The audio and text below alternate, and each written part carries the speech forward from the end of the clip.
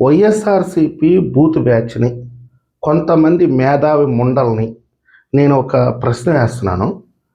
తిరుమల లడ్డు విషయాన్ని చంద్రబాబు నాయుడు గారు రాజకీయాలకి వాడుకున్నాడు అని మీరు ఈరోజు చంద్రబాబు నాయుడు గారి మీద పెద్ద ఎత్తున విమర్శలు చేస్తున్నారు.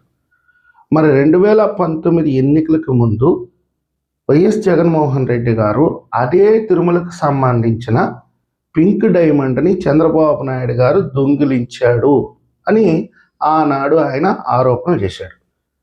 మరి జగన్మోహన్ రెడ్డి గారు ముఖ్యమంత్రి అయిన తర్వాత జగన్మోహన్ రెడ్డి గారి చొక్కా పట్టుకొని ఎందుకు నిలదీయలేకపోయారు?